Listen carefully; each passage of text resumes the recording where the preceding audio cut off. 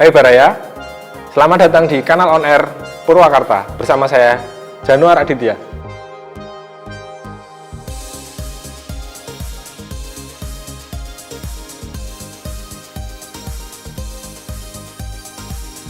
Pada kesempatan sebelumnya, di Kanal On Air, kita telah membahas tentang pengelolaan BUMN.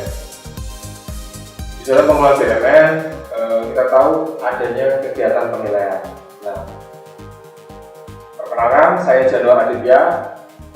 Pada kesempatan kali ini akan membahas apa itu kegiatan penilaian yang dilakukan di KPKNL, siapa saja yang terlibat, dan apa saja sih hal-hal unik, pengalaman unik yang mereka alami saat melakukan penilaian di KPKNL.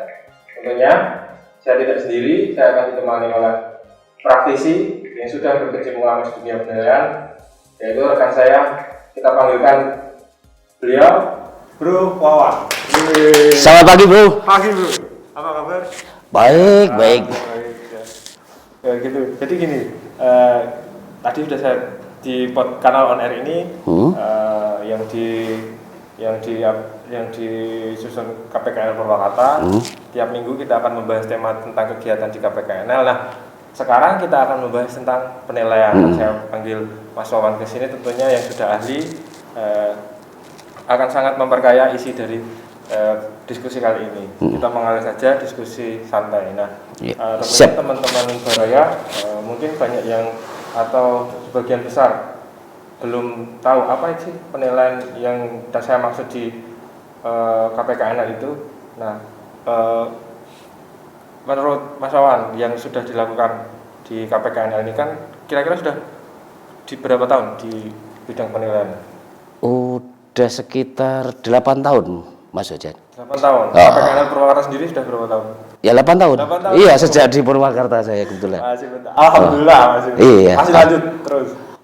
Insya Allah kita masih mengabdi di penilaian. Sedikit tentang penilaian itu sendiri.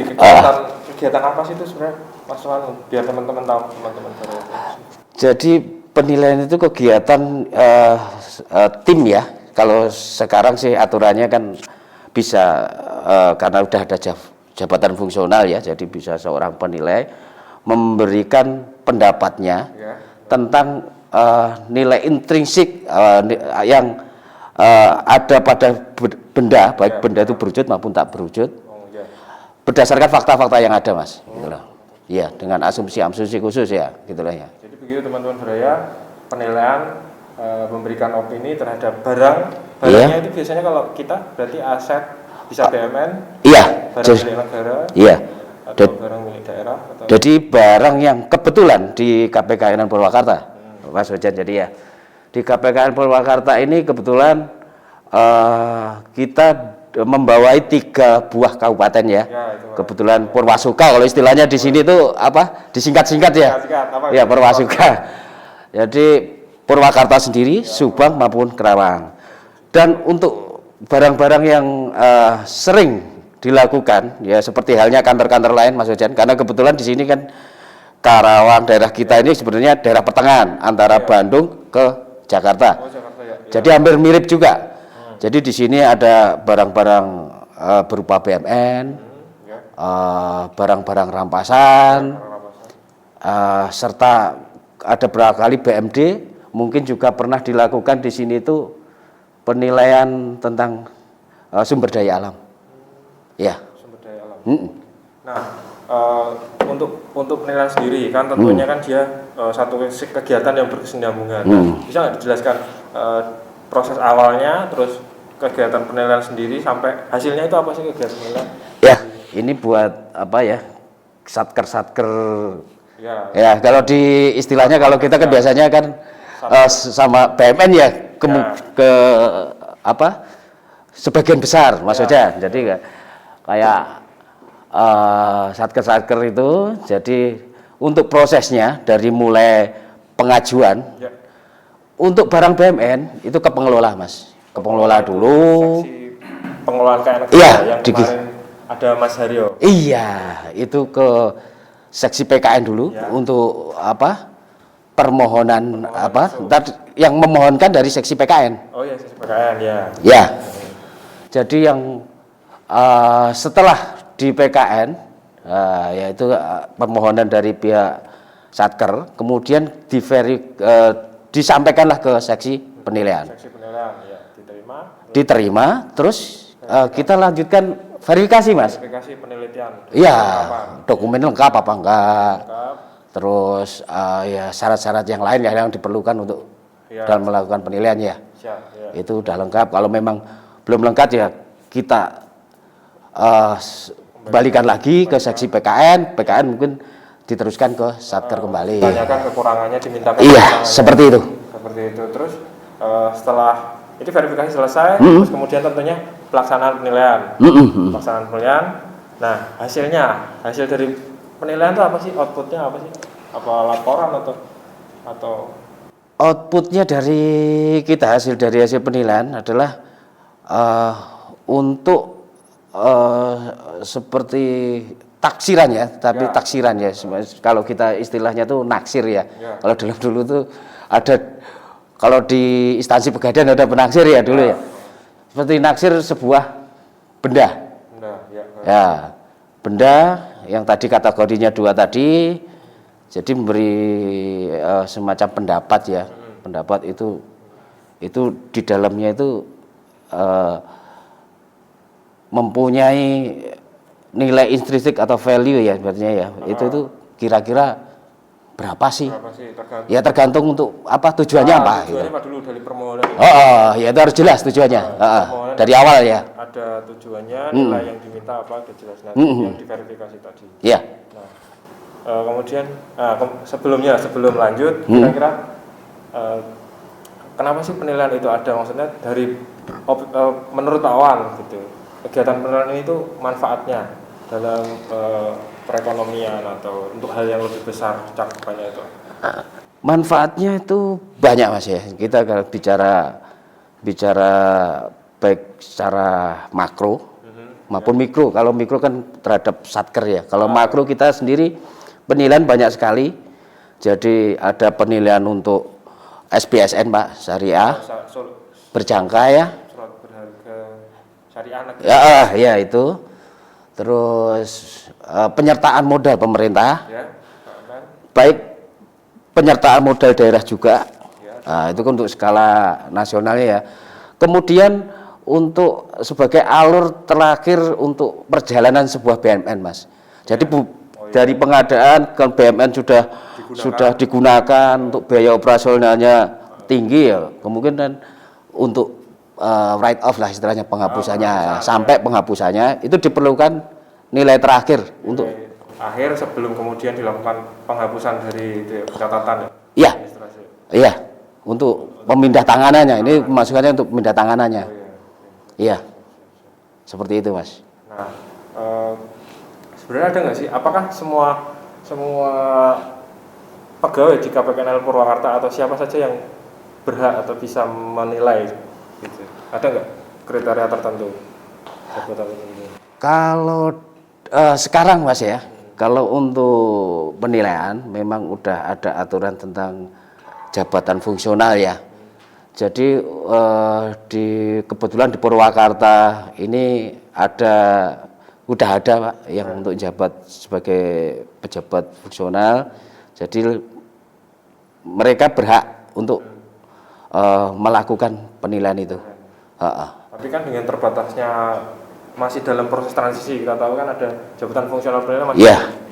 Tentunya kan para penilai yang senior yang sudah berpengalaman lama itu masih bisa kan dengan maksudnya berkolaborasi dalam tim. Oh iya, bisa Mas, bisa banget. Selama jadi kalau dari kita kan dituntut sinergi ya, kerjasama. Jadi baik semua di KPKNL Purwakarta banyak banget sebenarnya penilai ya, tapi kebetulan yang udah Jafung ada berapa orang, yang kemungkinan untuk pegawai-pegawai yang lain yang mungkin mempunyai keahlian di bidang penilaian, tidak menutup kemungkinan ya sering kita akhirnya berkolaborasi gitu. Jadi satu sama lain saling membantu lah untuk kelancaran tugas kantor Mas, gitu. Ya gitu. Tadi sempat disinggung terkait tujuan penilaian. Kira-kira KPKNL Purwakarta sebagai instansi vertikal dari Direktorat Jenderal Kekayaan Negara di wilayah Kabupaten mana tadi? Purwakarta, Purwasuka ya? Iya, Purwasuka, Mas. Subang dan Karawang. Ya. Nah, yang sering di tujuan yang sering permohonan dari pemberi satuan kerja apa aja tujuan penilaiannya apa aja? Kalau kebanyakan dari tujuan dari satuan kerja ya, ini berarti berwujud BMN, Mas ya.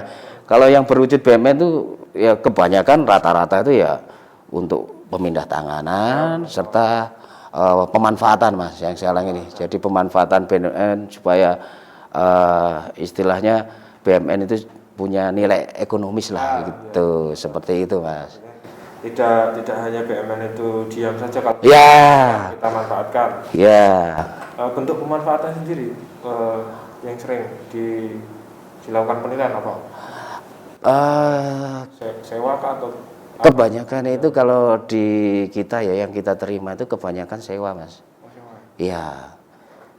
Barangnya bentuk BMN-nya bisa mungkin sewa tanah dan bangunan, mungkin seperti contohnya ada ATM, Mas ya. ATM di dalam gedung pemerintahan punya satker ya. Itu memang diharuskan dilakukanlah penilaian dalam rangka sewa, Mas, untuk menentukan berapa nilai sewa untuk tarifnya. Iya. Terus tadi untuk pemindah tanganan. Nah, pemindah tanganan itu nanti ujungnya akan ke penjualan melalui lelang. Nanti mungkin nanti di KPKNL juga ada pelayanan lelang, tapi mungkin nanti dijelaskan lebih lanjut di kesempatan selanjutnya. Terus kalau tidak salah di tahun 2017-18 BJKN punya hajat besar yang mana terkait dengan kegiatan penilaian, yaitu adalah reval BMN, revaluasi BMN. Mas Wawan waktu itu ikut juga dalam tim revaluasi KPKNL Purwakarta. Dari mulai ini jadi cerita ya, dari dulu kan ada namanya IP, inventarisasi penilaiannya dulu ya, namanya seperti itu. 2008. Iya, agak kerenan dikit, akhirnya namanya diganti revaluasi. Jadi revaluasi. Jadi tahun 2017 memang benar, Mas Ojan. Jadi KPKNL Purwakarta, kebetulan saya, Mas ya, dari awal reval yang dilaksanakan di KPKNL Purwakarta saya selalu turut serta. Jadi ikut terus. Jadi itu untuk mengetahui sejauh mana perubahan aset, Mas. Kadang kan banyak aset-aset pemerintah itu yang mungkin perlu diupdate ya, misalnya kayak tanah ya, itu kan pasti mengalami inflasi ya, kenaikan harga, walaupun misalnya itu tidak mencerminkan nilai ya, belum tentu ya, tapi yang jelas naik ya, seperti itu. Jadi banyak sekali aset-aset yang masih mungkin tercatat nilainya belum wajar, atau mungkin malah banyak aset yang masih menggunakan nilai buku, Mas ya. Jadi akhirnya dilakukan revaluasi supaya nilai yang sesungguhnya itu berapa gitu. Iya. Selain nilai juga dari reval itu apakah untuk pencatatan apakah membantu, artinya barang-barang yang tadinya tidak tercatat apakah juga bisa dilengkapi pencatatannya? Iya. Reval itu. Jadi memang salah satu tujuan reval itu juga memperbaiki cara administrasi, Mas Hujan. Jadi administrasi, namanya pencatatan itu kan cara administrasi ya, dicatat ya, supaya benar-benar barang itu itu jelas. Jadi kan kalau di istilahnya kalau BMN itu kan ada dikasih kode semacam itu ya, kode barang. Ya mungkin ada beberapa barang yang mungkin belum tercatat, akhirnya ya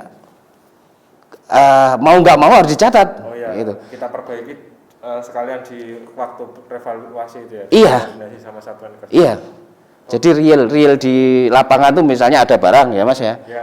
Ya kita catat, akhirnya kita catat gitu. Untuk perbaikan administrasi jelasnya seperti itu, Mas. Sekaligus ya istilahnya. Sekaligus. Sekali jalan tapi dua hasil yang kita. Iya, gitu, Mas. Itu. Iya. Nah, sama juga dengan kegiatan penilaian reguler yang biasa dilakukan. Nah, kira-kira nih kita Mas Wawan kan sering ke lapangan dalam pelaksanaan penilaian. Nah, kira-kira dalam pelaksanaan penilaian itu kendala-kendala apa aja yang dihadapi? Baik rival juga, penilaian reguler. Macam-macam Mas. Jadi kalau ini misalnya kalau dalam penilaian reguler Mas ya, misalnya kebetulan kita disuruh nilai tanah luas, tanahnya ternyata letaknya kita nggak tahu, bahkan titiknya kita nggak tahu, ya itu suatu permasalahan sendiri Mas. Karena kita dibekali padahal itu udah sertifikat, ya mungkin juga apa ya ini jadi kita juga harus berkolaborasi dengan pihak BPN, Badan Pertanahan untuk mengetahui di mana sebenarnya tanah itu. Titik-titiknya. Apalagi kalau daerah itu udah sekarang kan banyak pemekaran ya. Mungkin yang dulunya itu cuma satu desa, ya mungkin kan jadi 3 desa, 4 desa gitu Mas. Jadi itu juga permasalahan tersendiri. Itu letaknya ada di mana sekarang? Padahal di sertifikat ada di salah satu desa yang belum dipecah itu tadi. Kita bingung letaknya di mana ini seperti itu. Itu salah satu Mas ya. Jadi, kalau untuk tanah biasanya posisi barangnya, posisi asetnya itu tidak jelas meskipun sudah dibekali dokumen tadi. Terus juga misalnya itu Mas, kalau kita kebetulan nilai inventaris Mas, ya itu ya inventaris barang itu kadangkala ya memang yang namanya juga barang bergerak ya Mas ya. Jadi bisa berpindah tempat, jadi banyak banget, jadi itu kejadian seperti itu. Jadi barangnya itu kita nggak tahu lah itu seperti apa gitu. Ada di permohonan tapi pada saat disurvei ke lapangan barang itu tidak ada. Ya semacam itulah. Contohnya kita juga harus edukasi ke satuan kerja untuk yang dimohonkan itu hanya yang memang keberadaannya itu jelas. Keberadaannya jelas, kondisi fisiknya. Ya tentunya pasti rusak berat. Tapi yang barangnya harus ada. Jadi itu bukan maksud kita untuk mempersulit ya Mas ya. Tapi sama-sama enaknya gitu loh. Jadi barang ada, jadi berarti kita menilai kan di depan kita misalnya ini ada cangkir ini Mas ya. Ya ini cangkir ini kelihatan gitu loh. Jadi lebih enak gitu loh. Seperti itulah ibaratnya. Jadi mau sama-sama saling mempermudah lah dalam untuk kita nggak bermaksud mempersulit, memang harus itu namanya juga di catatannya ada, secara administrasi ada. Jadi ya memang harus ya kalau bagi seorang penilai ya itu memang harus ada, itu barang itu memang harus ada. Seperti itu. Kalau tadi kan penilaian tanah tadi ya, penilaian tanah itu kan tentunya selain survei objek yang dinilai juga ada untuk sebagai analisis penilaian nanti perlu objek pembanding. Ada nggak kendala mencari di wilayah Purwakarta sini, Purwakarta dan sekitarnya wilayah kerja sini? Kesulitannya Mas ya, kalau kita cari jadi kita susah cari real Mas. Kebanyakan itu jual beli. Kalau masih apalagi dalam wujud untuk data-data pembanding ya. Dalam wujud masih penawaran Mas. Kita tahu sendiri di dalam penawaran itu ada kalau istilahnya kalau bahasa Sundanya beyong ya. Makelar ya, perantara Mas, perantara. Ya di situ jadi nggak mencerminkan harga sebenarnya. Kadang harganya tinggi banget. Jadi akhirnya kita asumsi penyesuaian yang kita pakai kadang-kadang terlalu tinggi. Ya, terlalu tinggi akhirnya nggak wajar gitu loh. Seperti itu, kadang-kadang seperti itu. Itu kesulitan tersendiri lah seperti itu. Oke, jadi sudah tadi kendalanya dalam survei saat yang barangnya kadang pada saat survei aset tanahnya tidak jelas. Yang kedua kadang barang bergerak itu keberadaannya lengkap. Kemudian yang terakhir itu tadi data pembanding ya untuk penilaian tanah tadi. Seperti itu. Penawaran yang terlalu tinggi. Itu kalau itu masih untung masih ada. Iya, kalau misalnya itu tanah luas di sebuah daerah nggak ada semacam itu ya kita pakai asumsi dari seorang penilai sih ya kita harus kita kan yang tujuannya mengeluarkan nilai ya ibaratnya gitu ya, kita pakai asumsi tersendiri lah di situ ya. Nah, mungkin yang terakhir nih sebelum terakhir. dari pengalaman Pak Wawan selama di Purwakarta ini, kira-kira pengalaman apa yang satu atau beberapa yang kira-kira menantang sampai terus nggak kelupa gitu? Kalau menantang sih banyak Mas, ini salah satunya aja. Jadi saya ini kebetulan dulu pernah penilaian apa ya dulu BUMN, kebetulan Bulog ya. Jadi di situ selain kita menilai aset dari Bulog, kita juga punya penilaian ternyata di situ value penyimpanan. Jadi Bulog itu ilmu penyimpanan. Jadi ada yang namanya kutu itu dipelihara, ternyata kutu itu menguntungkan penyimpanan. Itu kalau Mas Paujan tahu, itu unik Mas.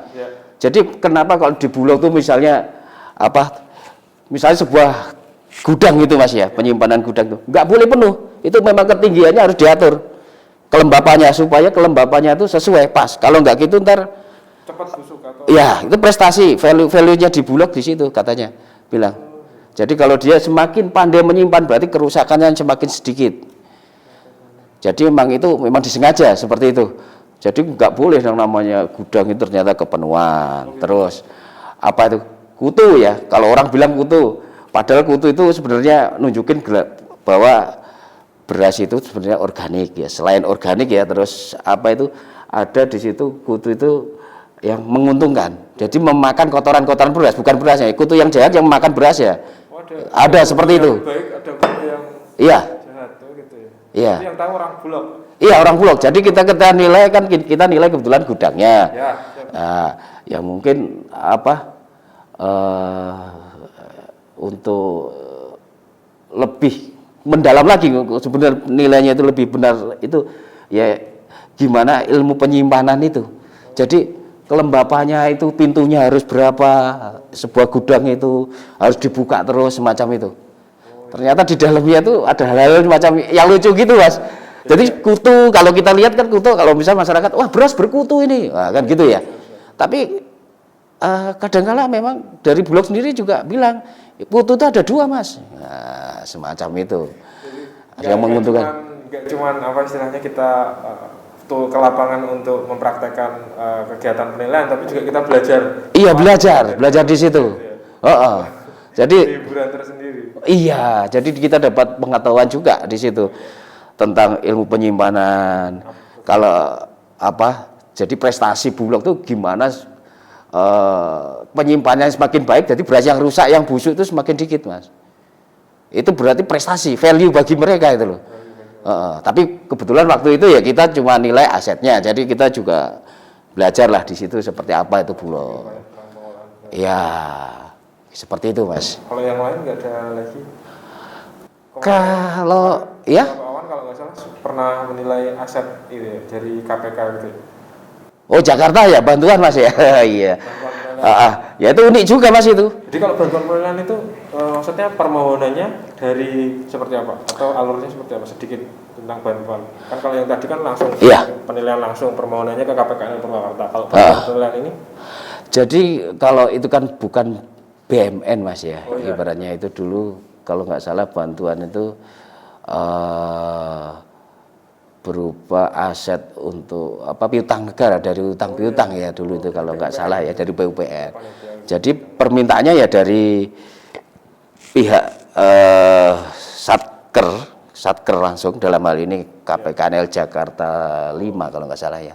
Jakarta 5 menerima permohonan terus karena barangnya ada di wilayah kerja kita. Iya, terus dimohon bantuan penilaian karena di bawah administrasi wilayah kita, wilayah kerja Purwakarta itu.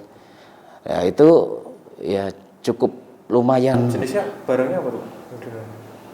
Di situ ya cuma sertifikat Mas, padahal itu hutan belantara Mas. Itu udah bertahun-tahun nggak ketemu itu. Tanah, iya. Berapa lokasi? Itu kalau nggak salah itu tuh sebenarnya 3 lokasi Mas itu. 3 lokasi. Iya. Waktu itu yang tim. Iya. Tim berapa? 3 orang. 3 orang kebetulan yang dari berapa pegawai kebetulan dulu yang di seksi penilaian Pak Rustaman ya waktu itu ya, sama Pak Fauzan yang sekarang mungkin di seksi pelayanan lelang ya sekarang ya. Ya itu ya kebetulan mungkin tahu kondisi sesungguhnya di lapangan itu. Uniknya apa? Apa yang ditemui di lapangan waktu itu? Ya kita pertamanya itu nggak mikir kalau itu sebuah hutan di lereng gunung gitu loh. Nggak mikir Mas itu. Ternyata kita selama kita jalan kok kenapa kok nggak ketemu. Saya jalan 2 jam Mas itu. Ternyata jalan ini puncak gunung itu, dari puncak yang satu turun lagi sama. Pinggir jalan bukan tanahnya. Enggak. Jalan 2 jam itu masih belum ketemu. Belum, itu jalan setapak Mas itu. Jalan setapak itu macam-macam ketemunya itu waktu itu. Benar. Tapi ada itu yang maksud itu ada pendampingan dari satuan kerja yang KPK ada. Sendiri, Dari KPKNL ada, jadi dari pihak Satker akhirnya tahu kalau tanahnya itu letaknya seperti ini loh, seperti itu. Ada berapa hektar sampai keluar? Hampir 4 hektar Mas itu. 4 hektar satu. Enggak, semuanya itu 4 hektar. Itu selesai surveinya berapa hari? Itu kalau nggak salah ya sekitar 3 sampai 5 lah. 3 sampai 5. Iya. Karena kita perlu cari informasi ke penduduk setempat Mas, kita cari orang-orang dulu ya, karena kebetulan sertifikatnya sertifikat lama Mas waktu itu. Itu. Jadi ya memang di lapangan kita harus juga ini ya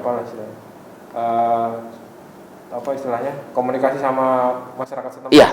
Ya, itu sangat penting Mas itu. Salah satu caranya untuk mengetahui ini ya, mempermudah. Iya, salah satunya. Jadi kalau cuma pakai sertifikat kadang ini kurang di lapangan itu berbeda kadang ya. Iya. Oke. Seperti itu Mas. Mungkin sebagai penutup, kira-kira dari Pak Wawan sendiri, apa kira-kira yang masukan, saran yang untuk perkembangan penilaian selanjutnya dari pekerjaan, aplikasi atau data yang dari data dukung misalkan? Iya. Jadi kalau saran saya salah satunya ya mungkin sosialisasi ke Satker kan sekarang udah bagus Mas ya. Jadi mungkin Satker udah tahu tentang alur-alur penilaian. Jadi lebih sebenarnya dari kita tuh nggak ada istilah mempersulit ya tentang penilaian. Kita cuma ya memang itu proses di penilaian sendiri itu kan memang prosesnya kan memang harus diverifikasi. Kalau nggak lengkap ya kita kembalikan semacam itu. Jadi ya mungkin ini saran saya ya dari pihak pemohonnya juga, kalau bisa itu kondisinya ketika mau dipermohon penilaian itu dalam kondisi lengkap, ready beratnya gitu loh Mas. Jadi juga tidak bolak-balik akhirnya berkas itu seperti itu satu ya. Terus untuk para penilainya ya, mungkin lebih banyak meningkatkan kompetensinya olah di lapangan. Mungkin juga perlu banyak di lapangan Mas gitu. Ilmu lapangan, jadi lebih mengetahui kondisi keadaan di lapangan yang sebenarnya seperti itu.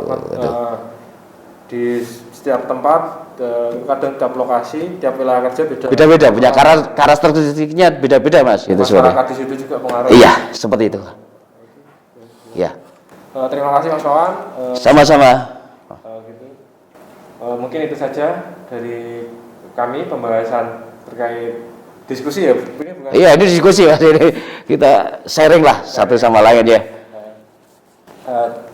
Sedikit tentang penilaian. Semoga tersampaikan pengenalan tentang penilaian di KPKNL langsung dari ahlinya, apa saja yang dilakukan di KPKNL, dan tentunya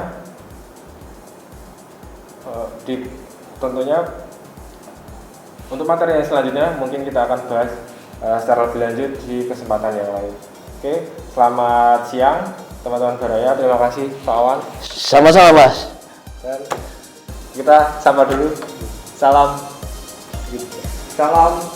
kanal on air. Pupuk kanal.